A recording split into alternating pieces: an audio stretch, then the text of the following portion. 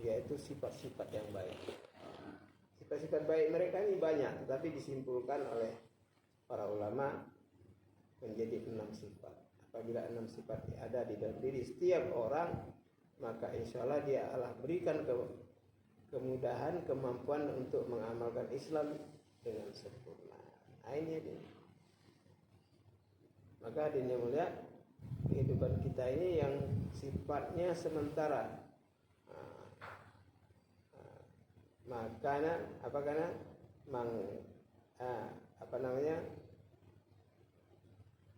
siapa yang hidup di dunia itu adalah seperti bertanam, bercocok tanam, ya kan, bercocok tanam. Kalau bercocok tanam di sini bercocok tanam, nanti metiknya di sana di akhirat.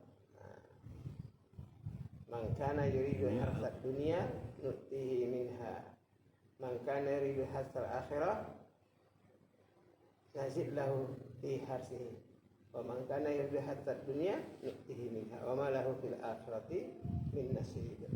Barang siapa yang mencangkul kebun di akhirat, ya, nazid lahu fi harsihi, Allah tambahi kebunnya. Jadi cangkul bermata dua, dicangkul Jakarta, kecangkul juga Bogor. Ini hebatnya akhirat. Nah, tetapi sebaliknya wa maka nayru hasad dunia nu'tihi minha. Barang siapa yang mencangkul kebun dunia, nu'tihi minha, hanya dapatnya segitu aja, nggak ada tambah. Bahkan wa ma lahu fil akhirati min nasib, dan dia nggak dapat bagian apa-apa di akhirat. Nauzubillah min dzalik. Nah, ini sebenarnya sudah diciptakan oleh Allah sedemikian rupa supaya kita paham hidup kita ini. Orang yang cerdas itu kan al-qayyis man dalla nafsahu fi ma ba'dal maut amila bihi. Orang yang cerdas itu adalah orang yang mengarahkan kehidupannya untuk setelah kematiannya. Jadi apa-apa itu diarahkan ke akhirat. Ya kan, kerjanya diarahkan ke akhirat, pikirnya diarahkan ke akhirat, ibadahnya diarahkan ke akhirat, dakwahnya diarahkan ke akhirat, bisnisnya diarahkan ke akhirat. Jadi apa-apa itu dia bertanya dalam dirinya, ada enggak ini kerja saya ini untuk kepentingan akhirat? Ada enggak kerja saya ini, bisnis saya untuk kepentingan akhirat? Ada enggak usaha saya untuk kepentingan akhirat? Ada enggak ibadah saya ini untuk kepentingan akhirat? Ada juga orang beribadah enggak kepentingan akhirat. Ya. Ya ada dua itu, bisa sum'ah, bisa riya'an nas. Kalau sum'ah itu kepingin didengar, ya kan. Kalau riya'an nas itu kepingin dilihat orang. Ini penyakit hati. Nah, makanya kalau kita mau belajar betul-betul, Allah akan memberikan kekuatan di dalam hati kita ini untuk teguh. Seperti kata di dalam ayat Quran itu kan disebutkan, "Waman ahsanu qawlan mimman da'a ila Allah wa 'amila shalihan wa qala innani minal muslimin." Waman ahsan, man di situ bukan istifham. Bukan nanya siapa, bukan. Tapi man di situ adalah likulli wahid minkum. Maksudnya setiap orang. Jadi siapa saja. Waman ahsanu, siapa yang paling baik. Nah, itu kan isim tafdil. Ya kan, yang paling baik. Siapakah yang paling baik? Perkataannya. Perkataan Pak, bukan zikirnya. Bukan waman ahsanu zikro. Kalau zikir itu ya untuk diri sendiri. Zikir orang sendiri. Tapi waman ahsanu qawla. Qaul itu mukhatab, harus ada lawan bicara. Bapak jangan bicara sendiri, nanti bilang orang gila. Nah, bicaralah kepada mukhatab, pada orang yang kita hadapi. Makanya itu waman ahsanu qala, siapakah yang paling baik perkataannya, dalam arti dakwahnya, ya kan, dakwahnya. Mimman da'a ilallah, dibanding orang yang mengajak kepada Allah. Itu yang paling baik. Kemudian mengajak kepada Allah, wa amila shalihan, mengajak juga kepada amal saleh. Mengajak kepada Allah itu ya beriman kepada Allah. Mengajak ke amal saleh itu ya ikut sunnah Nabi sallallahu alaihi wasallam, enggak ada yang lain. Jadi kalau wa amila shalihan itu, wa amila shalihan itu mesti Yang amal soleh itu ada rujukannya kepada Rasulullah. Tidak ada yang lain. Kalau kita rujuk kepada amal yang lain, nah itu kita nggak mendapatkan apa-apa karena diperintahkan untuk beramal soleh gitu. Baru dia boleh mengatakan dirinya waqala innani minal muslimin. Sesungguhnya aku adalah orang yang muslim. Nah, sempurna. Jadi kalau udah ada dakwah kepada Allah, kebesaran Allah, kemudian dakwah kepada amal soleh, baru boleh mengatakan saya ini seorang muslim. Nah itu kenapa? Jadi muslim itu adalah iman dan amal soleh yang sempurna. Nah iman ini adalah asas, amal soleh ini adalah wasilah, perantara. Targetnya, maksudnya adalah takwa, ya kan? Maksudnya takwa. Innalil muttaqina mafaza. Sesungguhnya milik orang-orang bertakwa itulah mafaza. Mafaza itu kesuksesan yang banyak. Nah, jadi milik orang beriman itu kesuksesan yang banyak. Ya ayyuhalladzina amanu taqullaha haqqa tuqatih. Wahai orang beriman, bertakwalah kamu sebenar-benar takwa. Wala tamutunna illa wa antum muslimun. Jangan sampai kamu mati kecuali kamu dalam keadaan muslim. Nah, muslim lagi. Jadi muslim ini orang yang sudah diselamatkan oleh Allah, disejahterakan oleh Allah. Nah, begitu. Fatazawwadu fa inna khairaz zadi taqwa. Maka berhiaslah kamu, berbekallah kamu, dan sebaik-baik bekal adalah takwa. Sebaik-baik bekal adalah takwa. Ini ayat ini turun Pak, ketika turun perintah haji. Nah, perintah haji itu walillahi 'alan nasi hijjul baiti man istata'a ilaihi sabila.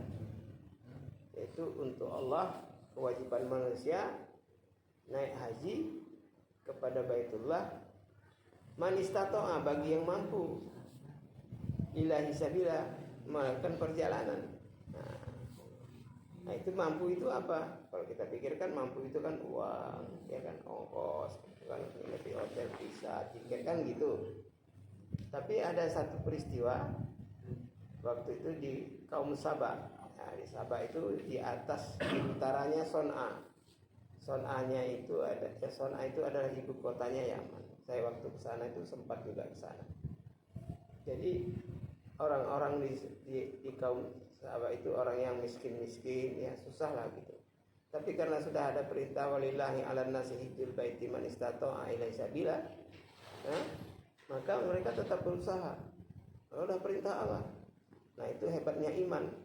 Kalau iman sudah ada, apapun perintah Allah, berapapun susahnya dijalani, maka mereka jalan kaki. Dari Sabah jalan kaki terus menuju Mekah. Berhari-hari, berminggu-minggu, ya kan, mungkin berbulan-bulan juga. Nah, jadi karena orang itu ada mujahadah seperti itu, maka turun ayat memuji mereka. Fatazawwadu fa inna khairaz zadi taqwa. Maka berbekallah kamu, dan sesungguhnya sebaik-baik bekal adalah takwa. Nah, ini jadi takwa ini aneh, ajib ini orang takwa. Jadi bisa jalan kaki sampai ke Mekah, dan sampai juga dia tawaf juga, sa'i juga, ya kan, tahallul juga.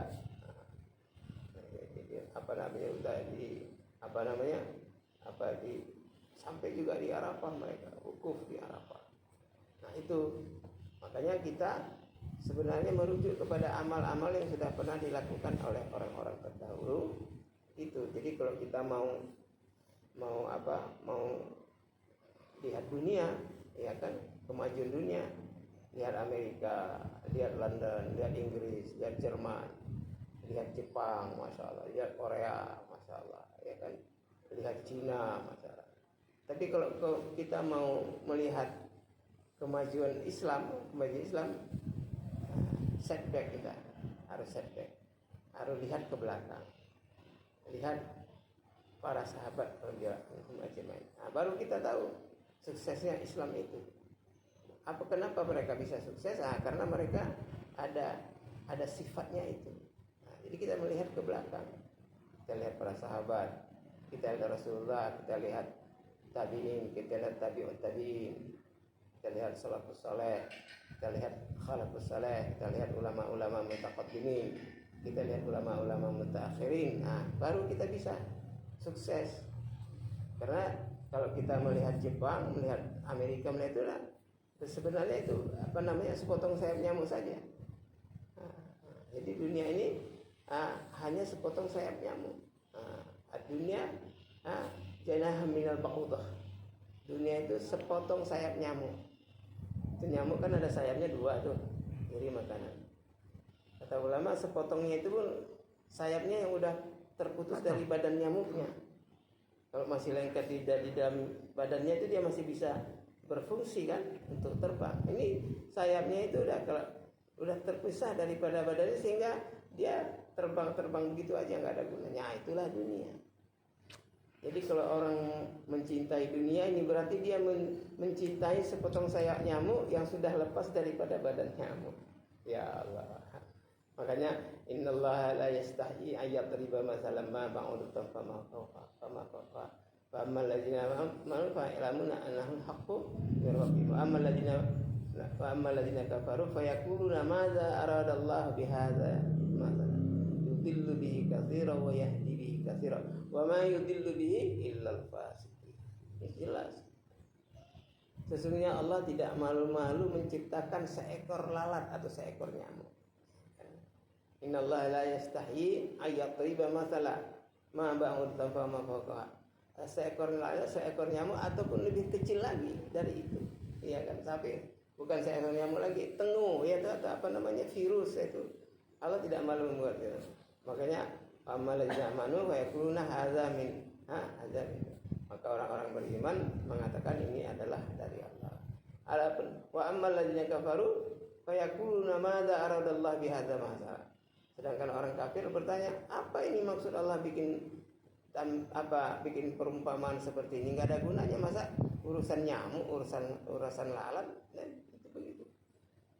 Makanya yudillu bi katsira, maka dengan perumpamaan kecil itu sebahagian manusia itu disesatkan. Wa yahdi bihi katsira, sebahagian dapat hidayah. Nah, jadi satu kejadian yang Allah buatkan itu manusia terbagi 2. Satu dia tersesat karena contoh itu, dan satu lagi dapat hidayah. Wa ma yudillu bihi illa al-fasiqin. Tapi enggak akan sesat orang itu kecuali orang yang fasik. Nah, ini fasik, Pak, bahaya Pak fasik. Apa itu fasik? Di dalam Quran disebutkan innal munafiqina humul fasiqun. Orang munafik itu ya orang fasik. Sampai ada di dalam Al-Quran satu surah namanya surah Al-Munafiqun. Masya Allah. Di antara ayatnya, zalika bi annahum amanu tsumma kafaru fatubi'a ala qulubihim fahum la yafqahun. Demikianlah mereka tadinya beriman kemudian kafir lagi. Tadinya udah beriman tapi kafir lagi. Fatubi'a ala qulubihim, maka hati mereka terkunci. Sebab dunia bisa terkunci. Fahum la yafqahun, dan Allah tidak berikan kepada mereka paham. Itu ciri-cirinya apa? Wa idza ra'aitahum tu'jibuka ajsamuhum. Apabila kamu melihat mereka, penampilannya membuat kamu takjub. Penampilannya oke, Masya Allah, casingnya hebatlah tuh orang munafik. Wa iyaqulu tasma' li qalihim. Kalau mereka ngomong, kamu pasti terkesima mendengarkannya. Pandai ngomong tuh orang munafik. Ada dalilnya, ada semua ya kan. Ka'annahum khusbun musannadah, tapi mereka seperti batang yang bersandar. Batang kan, batang bersandar. Kalau dia bersandar itu tergantung sandarannya. Kalau sandarannya kuat, dia kokoh. Tapi kalau sandarannya miring jatuh, dia akan jatuh. Begitulah kalau orang munafik itu bersandar kepada makhluk, tidak bersandar kepada Allah. Ya kan?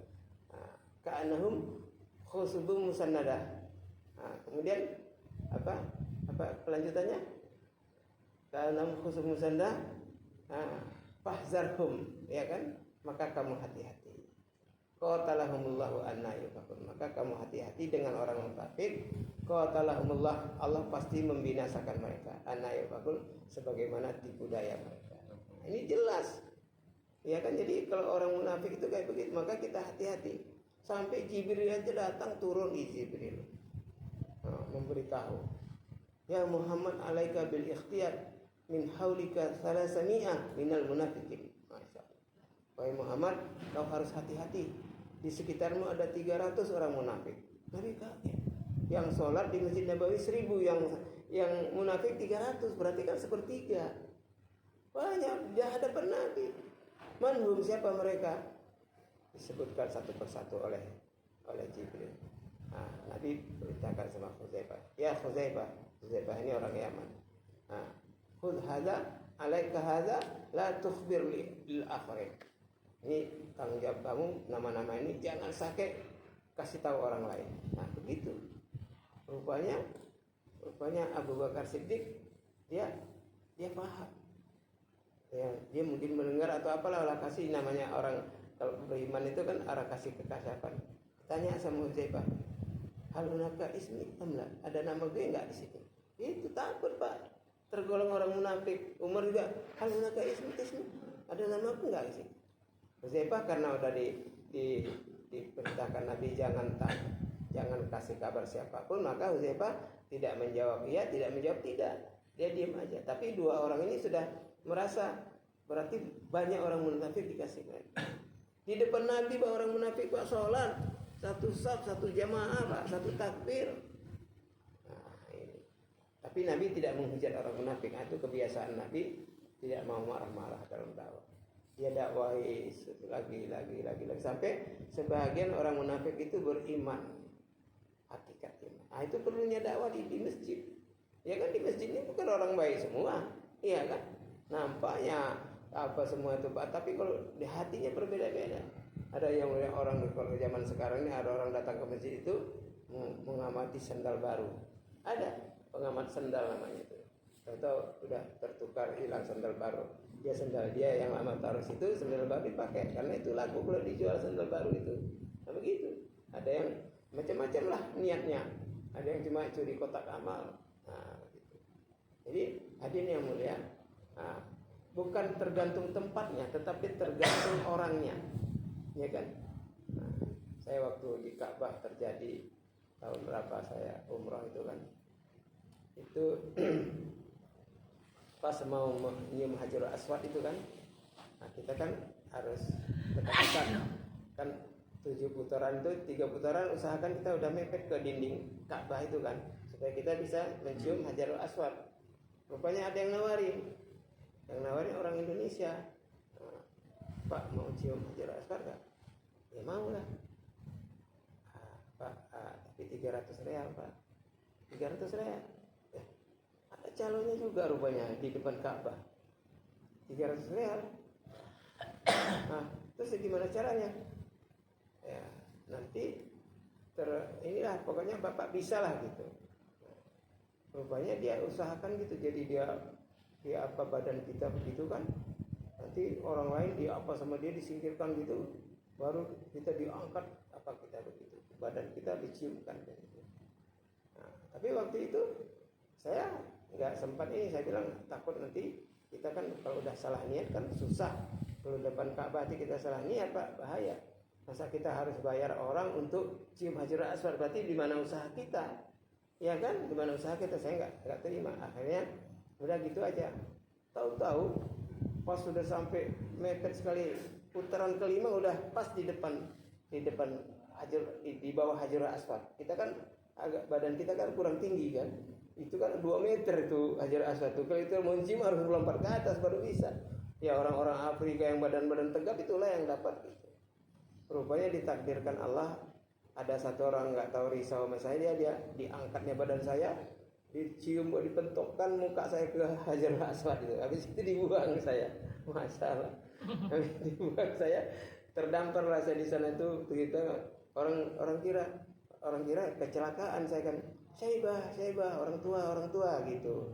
Dipopong lah saya ke tempat polisi yang ada di situ. Nah sampai di situ dipijit-pijit saya. Tanafus, napas, gitu. Dikira udah nggak ada napasnya saya kan. Udah nggak ada. Alhamdulillah, saya segar lagi. Gitu Pak. Jadi di dalam ibadah ini pun Pak, ada orang mengambil kesempatan dalam kesepian.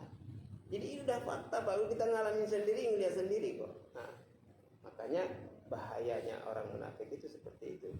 Makanya di dalam surat At-Taubah ayat 24 disebutkan, qul in kana aba'ukum wa abna'ukum wa ikhwanukum wa azwajukum wa ashiratukum wa amwalun iqtaraftumuha wa tijaratun takhshawna kasadaha wa masakinu tardawnaha ahabba ilaikum minallahi wa rasulih fatarabbasu hatta ya'tiyallahu bi amrih wallahu la yahdil qaumal fasiqin.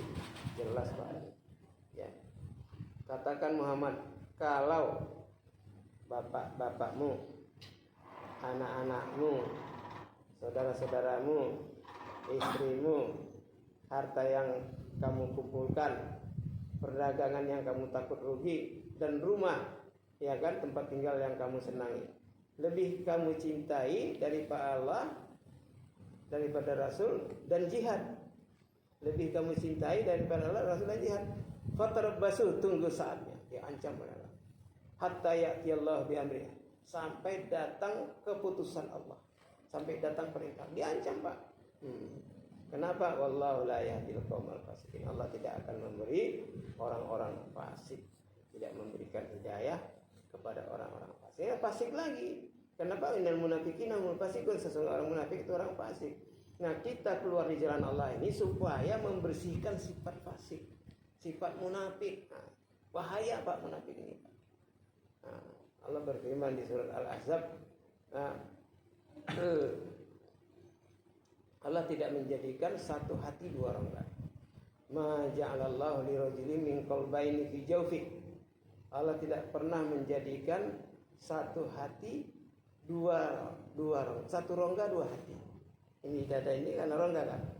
Satu rongga dua, tapi Allah menjadikan satu hati. Maksudnya satu hati hanya satu cinta, nggak boleh dua cinta. Cinta sama Allah, cinta juga sama yang lainnya itu nggak boleh. Kita kadang-kadang, saya cinta saya hidup semati, cinta sama istri saya hidup semati. Satu hidup satu mati. Begitu mati ya 3 hari aja dia sudah berhias-hias, sudah dilirik-lirik orang istri kita. Nah itu. Jadi semuanya itu sudah dibuat sedemikian rupa sehingga semua akan mendapatkan kebaikan. Jadi hadirin yang mulia, kehidupan kita ini sudah dipantau oleh Allah sebagian itu. Makanya jangan sampai. Nah, terus ada lagi, ada 3 peperangan yang dapat kita contoh. Perang Badar, perang Uhud, perang Hunain. Perang Badar kita minoritas dimenangkan. Perang Uhud kita banyak tapi gara-gara ghanimah dikalahkan. Nah, kemudian perang Hunain gara-gara merasa takjub terhadap jumlah, ya kan? Wa yauma Hunain idza a'jabatkum kasratukum falam tughni ankum syai'an wa daqat 'alaikum al-ardu bima rahabatum wa wallaytum mudbirin. Di perang Hunain ketika kamu merasa takjub terhadap jumlah kamu, falam tughni ankum syai'an, enggak ada gunanya kamu. Mayoritas Pak. Kita itu waktu itu 14.000 pasukan kita Islam. Orang kafir 4.000, 10.000 Pak menang. Jumlahnya mayoritas.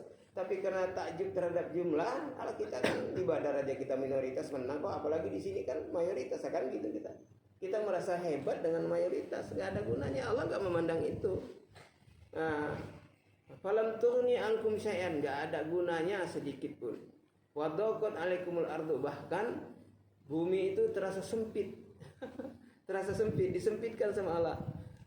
Summa wallaytum mudbirin, dan kamu dipukul oleh musuh mudbirin, saya bahasakan terbirit-birit, teratur ke belakang, dihantam sama musuh. Musuhnya minoritas tapi bisa mengacau balaukan musuh yang yang banyak. Ayo hendaklah.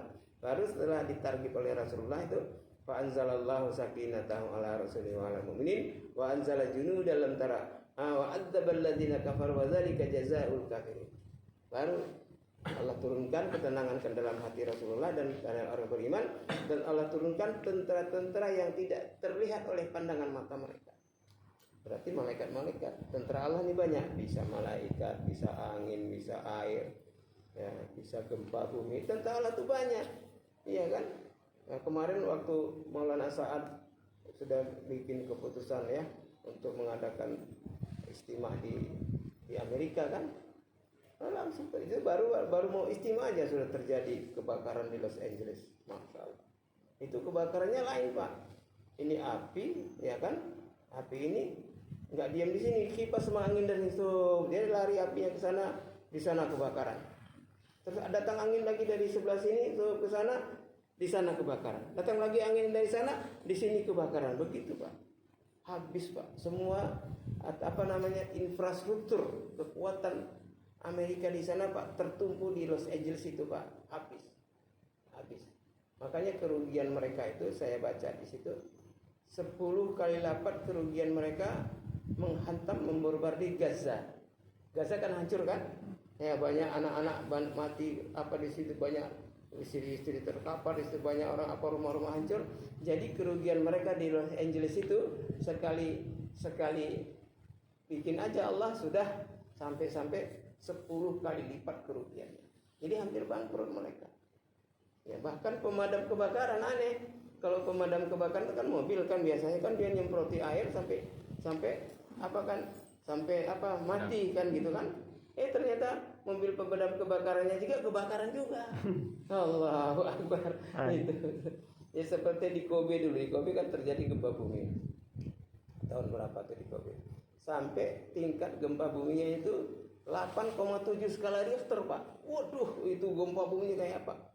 Padahal di situ ada bangunan anti gempa, sudah diciptakan oleh profesor dari profesor itu menciptakan bangunan anti gempa.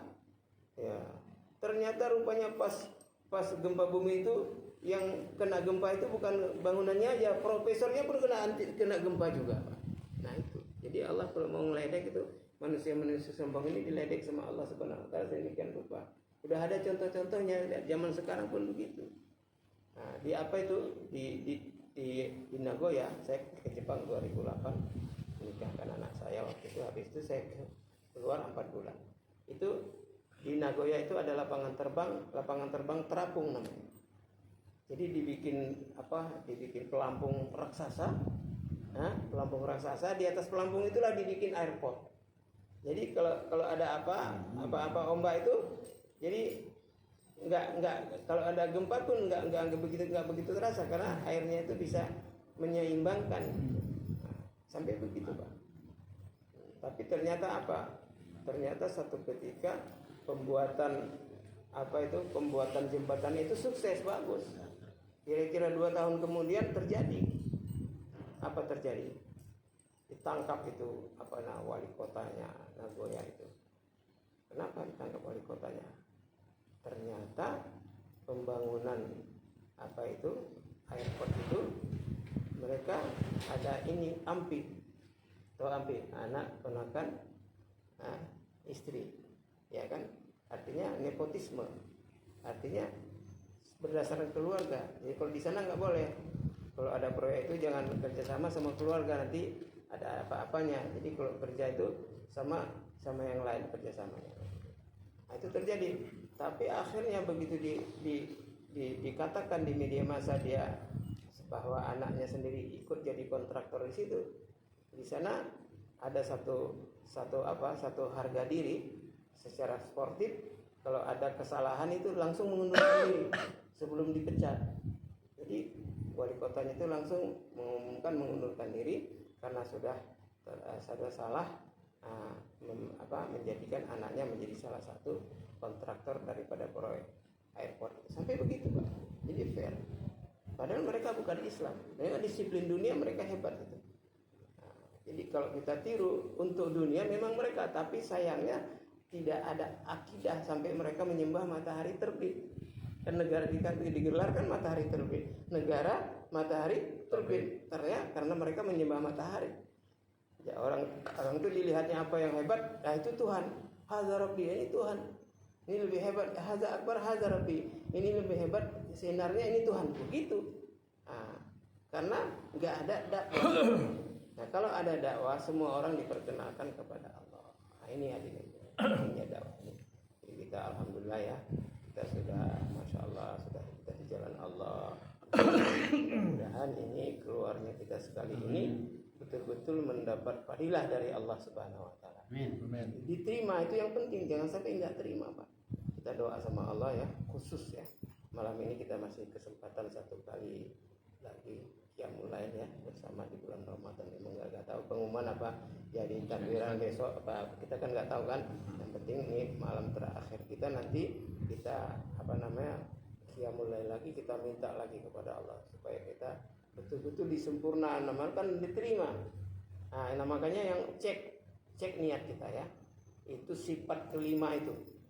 Tashihun niat. Ini cek. Hati-hati niat ini, Masya Allah. Dan Maulana Ali itu bilang gini, kalau kita udah niat, minta kepada Allah, ya Allah terimalah niat saya. Itu jangan cuma niat-niat aja, sebab niat ini bisa melenceng di saat-saat tertentu. Benar. Di jalan raya bisa niat kita melenceng, lagi makan ada niat kita melenceng, lagi khidmat niat kita melenceng. Ini di awal, di pertengahan sampai akhir kita wafsi itu kita betulkan niat kita. Ya, sehingga niat kita betul-betul hanya karena mengharap ridha Allah Subhanahu wa taala. Karena niatul mu'minin khairum min amalihi. Ini ada kisahnya. Jadi ada satu orang itu guru besarnya Imam Bukhari itu, ya kan? Dia itu kasyaf orangnya. Sekali waktu namanya Fudail. Sekali waktu dia bermimpi di musim haji. Di musim haji ada 100, waktu itu masih 100 ribuan, kalau sekarang sudah jutaan kan. Ada 100.000 orang haji, tidak ada satupun yang mabrur. Kecuali ada satu. Kecuali yang terima. Yaitu satu yang diterima. Yaitu si Fulan bin Fulan, tempatnya di sudut bukit, agak jauh, bukan di Mekah tempatnya. Jadi dia penasaran, siapa ini orang, dicari. Dia pun apalah gitu kan, pura-pura lah, jumpalah. Begitu juga ditanya, Pak, Bapak siapa namanya? Saya si Fulan bin Fulan. Bapak kerjanya apa? Saya tukang sol sepatu. Tahu tukang sol sepatu? Betul-betul di sepatu itu kan? Oh ya. Berapa penghasilan Bapak? Saya, alhamdulillah penghasilan saya ada. Saya niatkan ini, biaya ini saya kumpul-kumpul, hasilnya sol sepatu supaya saya bisa berangkat haji. Kan gitu. Tahu-tahu tiba-tiba satu ketika saya berjalan di satu tempat, ada bau sop yang enak begitu. Saya dekatin bau sop itu, ternyata itu di rumah ini yatim piatu, di rumah yatim piatu fakir miskin. Ditanyalah, Pak, ini bau apa ini Pak? Kok mau wangi banget? Oh, ini halal untuk kami, haram untuk kamu. Digituin sama tuan rumah. Kenapa? Ini halal untuk kami karena ini kami piara anak yatim piatu, anak fakir miskin. Sudah berapa hari ini nggak ada yang ngirim makanan. Jadi saya berusaha mencari makanan. Saya tadi pergi ke tengah jalan itu dapatlah bangkai kambing, katanya kan. Dapat bangkai kambing. Bangkai kambing itulah yang saya masakin dalam keadaan darurat. Rupanya itu yang wangi itu. Jadi sampai ini orang yang tadi itu menanya itu sampai dia istighfar, astagfirullah. Terus dia pulang ke rumahnya. Nah, dia sampai sama istri, adik, bagaimana kalau kita ini uang sol sepatu kita yang kita kumpul kita ini kita kasihkan kepada anak yatim piatu itu, karena mereka perlu makan, mereka udah keadaannya sudah parah. Bagaimana? Setuju Bang, gitu Bang. Nah, dialah yang mabrur, padahal dia belum berangkat ke Mekah Pak, belum berangkat ke Mekah, tapi dia yang mabrur hajinya tahun itu. Ini Pak, benar Pak. Jadi niatul mu'minin khairum min amalihi. Niat orang beriman itu lebih baik daripada amalnya. Karena niat itu udah dapat pahala kalau dia betul. Walaupun kita niat misalnya mau berinfak, tapi belum terjadi, kita udah mati, kita dapat pahala niat. Ya, tapi kita udah kerja, udah habis-habisan, tapi niat kita nggak benar, babak belur kita. Habis-habisan aja tapi nggak dapat apa-apa. Itu hebatnya Allah Subhanahu wa taala. Allah melihat di dalam hati kita seperti apa. Ya kan, jangan sampai. Terus saya ulang lagi, kebersihan hati kita ini sangat diperlukan. Satu kali waktu di majelisnya Rasulullah, saya kayak begini, tiba-tiba ada datang orang dari pintu masuk. Nabi bersabda, kumu qad jaa min ahlil jannah. Semua berdiri udah datang ahli surga. Subhanallah, ahli surga. Sampai 3 kali berturut Nabi ngomong begitu. Ada satu orang di dalam jamaah penasaran, siapa itu orang kok dibilang ahli surga, mesti ada kehebatannya. Dia datang ke rumahnya pura-pura jadi musafir, diikatnya kain gitu, ini gendongan, datang dia pura-pura orang aku lagi musafir. Assalamualaikum. Waalaikumsalam. Pak, bisa Pak, saya ini Pak musafir Pak, nggak punya tempat Pak, belum makan. Udah di rumah saya aja nih, di sini 3 hari nginep di sini. Sunnah 3 hari itu kan. Ditelitinya lah itu orang, diamatinya gitu. Apa amalan Bapak ini kok sampai disuruh kami berdiri menghadapi dia ahli surga, kan gitu.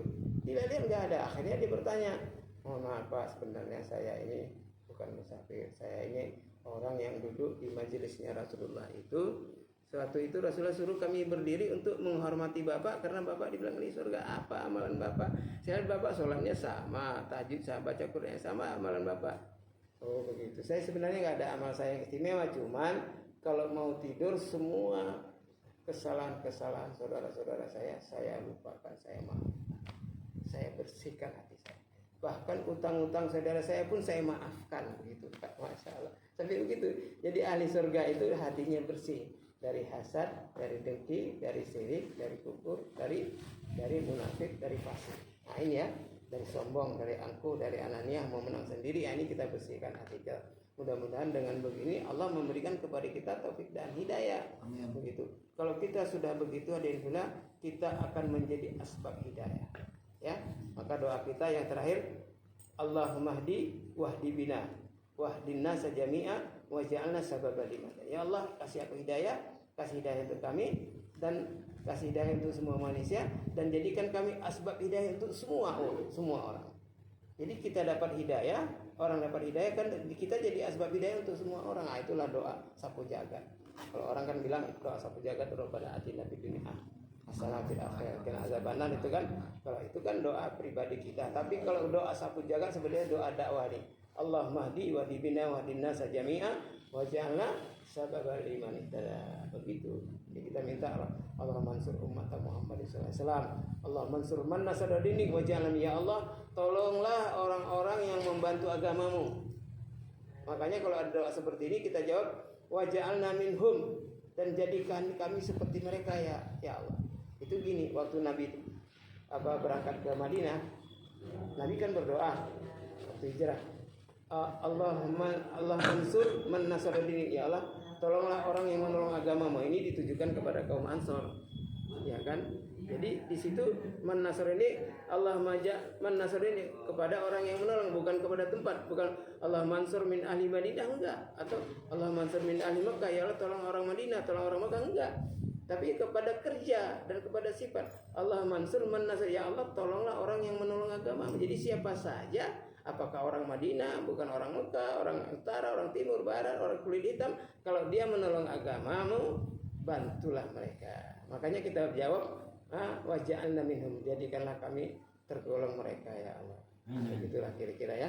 Mudah-mudahan kita sore yang berbahagia ini kita mendapat kebahagiaan dari Allah. Kita doa terakhir, a'udzubillahi minasyaitonir rajim. Bismillahirrahmanirrahim. Alhamdulillahirabbil alamin. Wassalatu wassalamu ala asyrafil anbiya'i wal mursalin wa ala alihi wa sahbihi ajmain. Allahumma innaka 'afuwwun karimun tuhibbul 'afwa fa'fu 'anna ya karim. Allahumma inna na'udzubika min adzabi jahannam wa min adzabil qabri wa min fitnatil mahya wal mamat wa min fitnatil masiihid dajjal. Allahumma ighfir lana wa liwalidayna warhamna kama rabbayana shighara wa sa'iril mu'minina wal mu'minat wal muslimat ya amwas ya qadir hajat birahmatika ya rahman rahim. Ya Allah, ampunilah dosa-dosa kami ya Allah, ampunilah kesalahan-kesalahan kami ya Allah. Kami ini banyak lalai, banyak lupa ya Allah.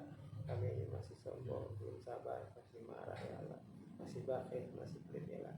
Ya Allah, rubahlah baik-baik kebaikan, keburukan-keburukan dengan kebaikan-kebaikan. Terimalah kami di jalan-Mu ya Allah. Terimalah kami 10 hari ini jika di jalan-Mu ya. Jauhkan dari bahaya ya. Ikutkanlah orang-orang, pandanglah ya Allah yang kami buat ini ya Allah. Pesankanlah kebaikan kepada orang-orang di sini di dalam kedatangan kami ya Allah, supaya mereka juga ikut memakmurkan masjid-masjid yang kami datangi ya Allah, sebagaimana perintah-Mu ya Allah, supaya mengikutkan sunnah Nabi-Mu sebagaimana perintahnya. Jadikan semua orang yang menjadi hidayah sehingga tidak ada satu orang pun ya Allah yang tidak mengucapkan la ilaha sebelum mereka mati, sebagaimana hajat Rasulullah sallallahu alaihi wasallam. Rabbana atina fid dunya hasanah wa fil akhirati hasanah wa qina azabannar. Sallallahu ala khairi khalqihi nabiyil ummi Muhammadin wa ashabihi. Subhana rabbika rabbil izzati amma yasifun wa salamun alal mursalin walhamdulillahi rabbil alamin. Subhanallah bihamdihi subhanakallahumma wa bihamdik asyhadu an la ilaha illa anta astaghfiruka wa atubu ilaik. Assalamualaikum warahmatullahi wabarakatuh.